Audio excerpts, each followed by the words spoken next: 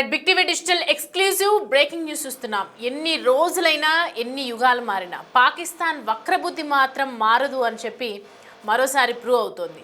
ఢిల్లీని ఆక్రమిస్తాం అని చెప్పి ఘాటు వ్యాఖ్యలు చేశారు అబ్దుల్ రౌఫ్. ఎవరైతే లష్కరే తోయిబాలో కీలకంగా ఉన్నటువంటి వ్యక్తి అబ్దుల్ రౌఫ్ ఇవాళ ఈ వ్యాఖ్యలు చేయటం ఒక మళ్ళీ వివాదాస్పదానికి తెరలేపిందనే చెప్పొచ్చు. మళ్ళీ కూతలు కూయటం ఏంటి, ఇలాంటి కూతలు కూయటం ఏంటి, పాకిస్తాన్కి ఎంత చేసినా కూడా బుద్ధి రాదా అనే వైఖరిని మాత్రం అలా చూపిస్తూనే ఉంది. ఢిల్లీని ఆక్రమిస్తామని చేసినటువంటి సంచలన వ్యాఖ్యల వెనుక ఏమైనా కుట్ర ఉందా అని కోణంలో కూడా అనేక అనుమానాలు వ్యక్తమవుతున్నాయి. ఢిల్లీ నగరాన్ని పెళ్లి కూతురిగా మారుస్తామని ప్రగల్భాలు పలికినటువంటి పరిస్థితి కనిపిస్తుంది. అంటే పెళ్లి కూతురిగా అంటే ఎంత కించపరిచి మాట్లాడుతున్నారు అనేది మాత్రం మనకి క్లియర్ కట్గా అర్థమవుతుంది. మన ఆర్మీ వైమానిక దళం పైన పిచ్చి కూతలు కూస్తూ కాశ్మీర్లో వివాదం మరింత ముదురుతోందని, ఢిల్లీని ఎప్పటికైనా ఆక్రమిస్తామని చెప్పి చేసినటువంటి రౌఫ్ వ్యాఖ్యలను ఏ విధంగా చూడాలి అనేది మాత్రం అర్థం కావట్లేదు.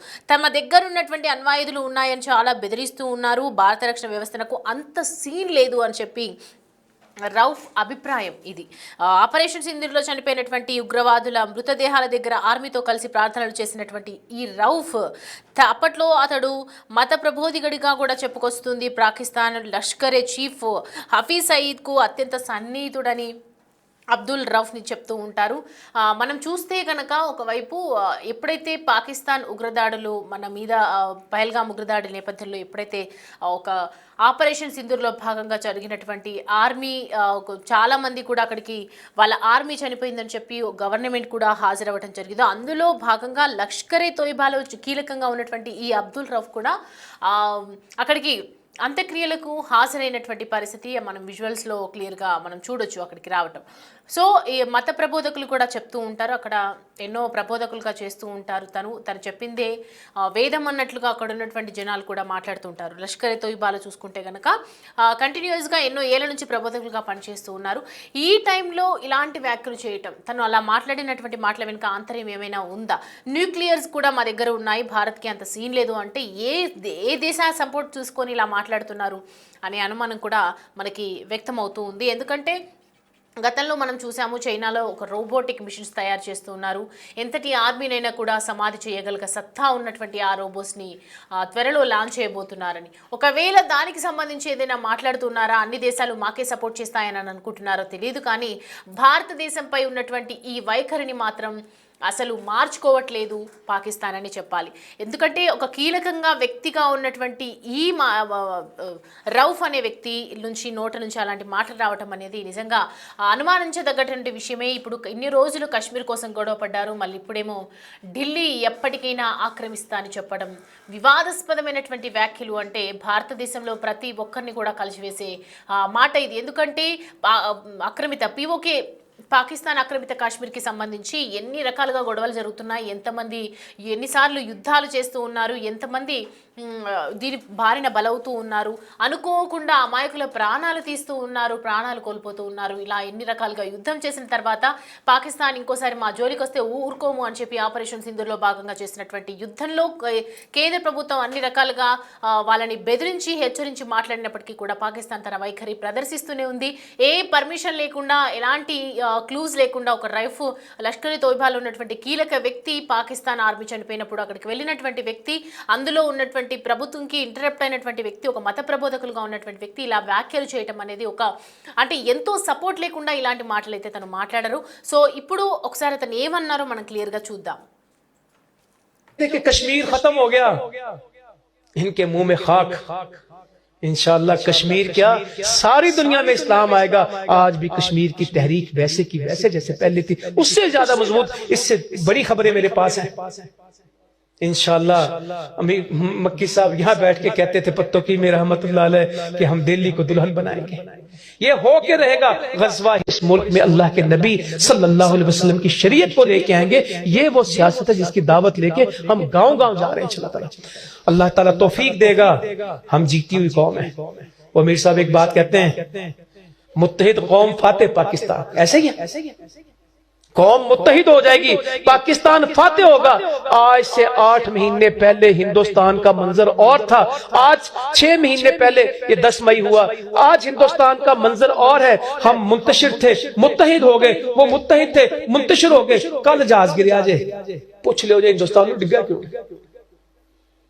और इंशाल्लाह 50 साल तक हिंदुस्तान की जरूरत नहीं है वो पाकिस्तान की तरफ आंख उठा के देखे। इंशाल्लाह इतना मारा उनकी नस्लें याद करेंगी। ये राफेल शफेल तो कुछ नहीं, S-400 तो कुछ नहीं, उनके ड्रोन भी गए, उनकी टेक्नोलॉजी भी गई, उनकी एयरफोर्स की जरूरत नहीं कि कभी फिजा में आ सके। ये अल्लाह ने आपके मुल्क को तौफीक अता फरमाई। 58 इस्लामी मुल्कों में एक ही इस्लामी दिफाई मुल्क है और एटमी पाकिस्तान है और कोई नहीं। రైట్, అది అబ్దుల్ రౌఫ్ చేసినటువంటి వ్యాఖ్యలు. ఒకవైపు ప్రతి ఒక్కరు కూడా ఆర్మీ వైమానిక దళం పైన పిచ్చి కూతలు కూస్తూ ఉన్నారని చెప్పి ఇండియా ఎప్పుడూ విరుచుకుపడుతూ ఉంది పాకిస్తాన్ యొక్క వైఖరిని బట్టి. మరి ఇవాళ మాటలు మాట్లాడడం అనేది కాశ్మీర్లో వివాదం మరింత ముదురుతోందని చెప్పడం అనేది, ఒకవైపు వాళ్ళు ఏమైనా ప్లాన్ చేస్తున్నారా, వాళ్ళు ఏమైనా స్కెచ్ చేస్తున్నారా అనే కోణంలో కూడా ఆలోచించాల్సిన అవసరం ఎంతైనా ఉంది. ఆ ఆపరేషన్ సింధూర్లో చనిపోయినటువంటి ఆ ఉగ్రవాదులు, వాళ్ళ ఉగ్రవాదుల టైంలో ప్రార్థన చేసినటువంటి రౌఫ్ ఇలా ఇవాళ మాటలు మాట్లాడడం అనేది ఒకవైపు భారతదేశంకి అలర్ట్గా ఉండాలి అని చెప్తూ ఉన్నారు. అండ్ మొత్తానికి ఢిల్లీపై ఈ వ్యాఖ్యలు చేయడం అనేది నిజంగా ప్రతి ఒక్కరిని కూడా కలిసివేస్తున్నటువంటి ప్రస్తుతం ఉన్నటువంటి సమస్య. అండ్ ఢిల్లీ నుంచి మా ప్రతినిధి శివ మనకి అందుబాటులో ఉన్నారు. శివాని అడిగి తెలుసుకుందాం అసలు ఎందుకు ఇలాంటి వ్యాఖ్యలు పిచ్చికూతలు కూయటం జరిగింది అబ్దుల్ రౌఫ్ అనేది. శివ, రౌఫ్ మాట్లాడినటువంటి మాటలు, ఒక మత ప్రబోధకులుగా ఉన్నటువంటి వ్యక్తి ఇలా అంటే ఆ ఉగ్రవాదులు చనిపోయినటువంటి టైంలో కూడా వాళ్ళు అక్కడ అటెండ్ అయ్యి ప్రార్థనలు చేశారు. సో ఇలా మాట్లాడడం ఏంటి, ఎందుకు అంటే ఢిల్లీ మీద పడ్డమంటే మీరు కూడా ఢిల్లీలోనే ఉంటారు కాబట్టి అసలు ఏం జరుగుతోంది, ఎందుకు అలా మాట్లాడాల్సి వచ్చింది అనేది డీటెయిల్స్ చెప్పండి. సౌమ్య, మరొకసారి భారత్ పైన పాకిస్తాన్ ఉగ్రవాది ప్రగల్భాలు పలుకుతున్న పరిస్థితి కనిపిస్తుంది. ఢిల్లీని ఆక్రమిస్తానని కూడా అబ్దుల్ రౌఫ్ సంచలన వ్యాఖ్యలు చేశారు. లష్కరే తోయిబాలో అబ్దుల్ రౌఫ్ కీలకంగా ఉన్నారు. అయితే ఢిల్లీ నగరాన్ని పెళ్లి కూతురిగా మారుస్తామంటూ కూడా ప్రగల్భాలు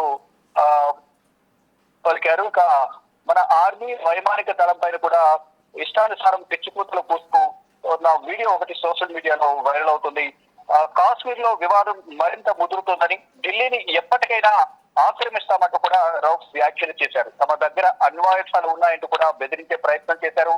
ఇక భారత రక్షణ వ్యవస్థకు అంత సీన్ లేదంటూ కూడా రౌఫ్ వ్యాఖ్యలు చేశారు. ఆపరేషన్ సింధూర్ లో చనిపోయిన ఉగ్రవాదుల మృతదేహాల దగ్గర ఆర్మీతో కలిసి రౌఫ్ ప్రార్థనలు చేశారు. అప్పట్లో అతను మత ప్రబోధకుడిగా చెప్పుకొచ్చిన పాకిస్తాన్ లష్కరే చీఫ్ హఫీజ్ సయద్ కు అత్యంత సన్నిహితుడుగా వ్యవహరిస్తున్నారంటూ కూడా అబ్దుల్ రౌఫ్ సంబంధించి కొంత సమాచారం అయితే అందుతోంది. అంటే ఆపరేషన్ సింధూర్ సమయంలో ఏప్రిల్లో బైసరన్ వ్యాలీలో కాల్పులు జరిగిన తర్వాత భారత్ ఆపరేషన్ సింధూర్ చేపట్టింది. ఆపరేషన్ సింధూర్ లో భాగంగా పాకిస్తాన్ లోని ఉగ్రవాద స్థావరాలపై దాడులు చేసే నేపథ్యంలో ఆ ఉగ్రవాద స్థావరాల్లో చనిపోయిన ఉగ్రవాదులకు సంబంధించిన అంత్యక్రియలో పాకిస్తాన్ ఆర్మీతో పాటు ఒక మత ప్రబోధకుడిగా ఈ అబ్దుల్ రౌఫ్ అక్కడ పాల్గొని వారి అంత్యక్రియలో పాల్గొని ప్రార్థన నిర్వహించారు. అయితే అతను ఒక మత ప్రబోధకుడు మాత్రమే, ఈ టెర్రరిజానికి ఉగ్రవాద స్థావరాలకు కానీ ఉగ్రవాదులకు ఎటువంటి సంబంధం లేదనేది గతంలో కొంత ప్రచారం చేసినప్పటికీ కూడా మళ్ళా ఇప్పుడు తన యొక్క నిజ స్వరూపం అనేది ఏకైనా బట్టి ప్రధానంగా అర్థమవుతుంది.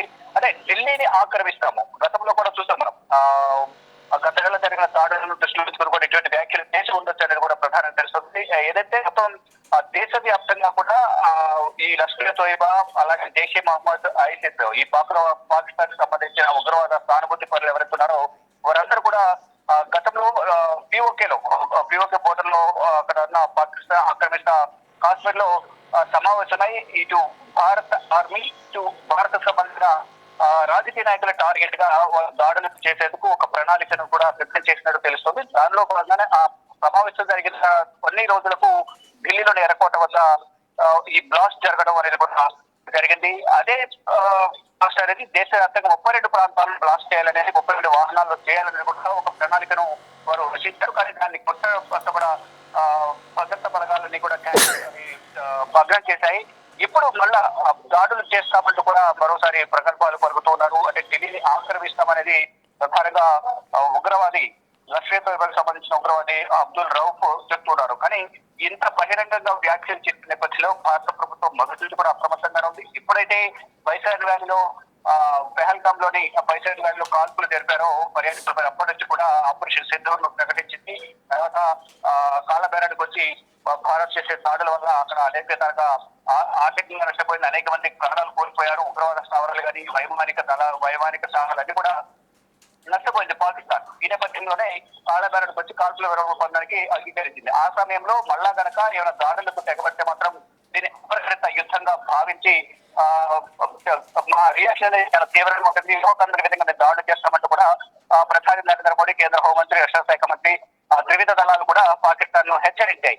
అప్పటి నుంచి కూడా ఏదో ఒక విధంగా ఇటు జమ్మూ కాశ్మీర్లను ఇతర ప్రాంతాల్లో చొరబాటు ప్రయత్నాలు చేస్తున్నారు. ఇదే విధంగా దాడి చేయాలి, భారత్ ఏదైతే నష్టం చేకూర్చాలని కూడా ప్రయత్నాలు చేస్తున్నారు. దానిలో భాగంగానే ఢిల్లీలో బ్లాస్టులు పాల్పడ్డారు.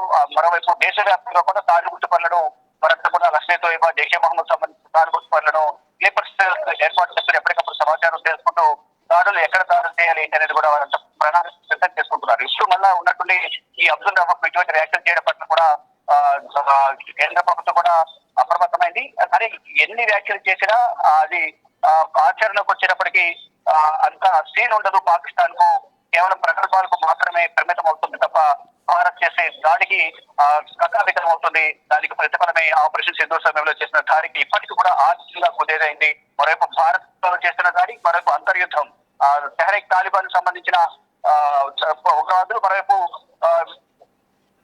ఇతర ఉగ్రవాద సంస్థలు ఎవరుతున్నారో బలూచిస్తాన్ లిబరేషన్ ఆర్మీ కూడా దాడులు చేస్తున్న నేపథ్యంలో అంతర్యుద్ధం సొంత దేశంలో ఎదుర్కొంటుంది. మిగతా దేశమైన ఆఫ్ఘనిస్తాన్ నుంచి తెహ్రీక్ తాలిబాన్, మరోవైపు వీళ్ళు బలూచిస్తాన్ లిబరేషన్ ఆర్మీ కూడా వారి నుంచి కూడా దాడి ఎదుర్కొంటుంది. మరోవైపు మధ్యలో వారిని ఎదుర్కోలేక మళ్ళా భారత్ పైన లేనిపోని ప్రగల్భాలు పలుకుతూ మేకపోత గాంభీర్యం ప్రదర్శిస్తూ ఉంది. కానీ ఇప్పటికే ఆర్థికంగా అనేక విధాలుగా కుదేలైంది. ఒకవేళ దాడి చేస్తే కనుక దాని ప్రతి దాడి అనేది చాలా తీవ్రంగా ఉంటుంది. కానీ వారు కేవలం మాటలకు మాత్రమే పరిమితం అవుతున్నారు తప్ప ఎక్కడ కూడా ఎటువంటి దాడి అంటే బాంబ్ బ్లాస్టులకు అటువంటి చేస్తూ ఉన్నారు. కానీ దీనికి సంబంధించి లష్కర్ తోయిబా దీని వెనక ఉంది అనేది ఇప్పటికే గుర్తించారు. దానికి సంబంధించిన ఢిల్లీలో జరిగిన బ్లాస్ట్ సంబంధించి అందరూ కూడా ఒక్కొక్క నదితో తీసుకుని దాని వెనక ఎవరు ఉన్నారనే కోణంలో కూడా దర్యాప్తు కొనసాగిస్తున్నారు. మళ్ళీ ఇప్పుడు అబ్దుల్ రహమాన్ ఈ వ్యాఖ్యలు చేయడం పట్ల మాత్రం కేంద్రం అప్రమత్తమైంది. ఎక్కడికక్కడ పటిష్టమైన భద్రతను ఏర్పాటు చేసింది. ఒకవేళ అతను అన్నతను ఎదురైతే కనుక దానికి అంతర్జాతీయ వేదికగా కూడా దోషిగా నిలబెట్టే విధంగా కూడా భారత్ కూడా ప్రయత్నాలు చేస్తున్నట్టు తెలుస్తుంది. కానీ ఈ వీడియోలు అంత ఆశావశిగా వదిలే ప్రసక్తి లేదని కూడా కేంద్ర నిఘా విభాగాలు చెప్తూ ఉన్నాయి. Right Shiva, thanks for the updates. Right, అనేక అనుమానాలు అయితే వ్యక్తమవుతున్నాయి అబ్దుల్ రౌఫ్ చేసినటువంటి మాటలు. దానికన్నా ముందు ఢిల్లీలో జరిగినటువంటి బ్లాస్టింగ్, ఒకవైపు డాక్టర్స్ సహాయంతో చేస్తున్నటువంటి ఆ ఉగ్రవాద చర్యలు, ఇవన్నీ చూస్తూ ఉంటే ఖచ్చితంగా మళ్ళీ ఢిల్లీ మీద ఛాన్స్ కన్ను వేసినట్లుగా కనిపిస్తోంది. ఢిల్లీలో జరిగినటువంటి బ్లాస్ట్ తర్వాత ఇవాళ అబ్దుల్ రౌఫ్ చేసినటువంటి వ్యాఖ్యలు చూస్తుంటే ఇన్ని రోజులు కాశ్మీరే కాకుండా ఇప్పుడు ఢిల్లీ మీద కూడా వీళ్ళు కన్నేసినారు అనేది కూడా అర్థమవుతోంది. దీనికి సంబంధించి మరి కేంద్ర ప్రభుత్వం ఏ విధమైనటువంటి చర్యలు తీసుకుంటుంది, ముందు జాగ్రత్తగా ఏదైనా చెప్తుందా, దీనికి సంబంధించి ఏదైనా డిసిషన్ తీసుకునే అవకాశాలు ఉన్నాయా, ఎలా దీన్ని సామరస్యంగా వ్యవహరిస్తుంది అనేది మాత్రం వేచి చూడాల్సిందే.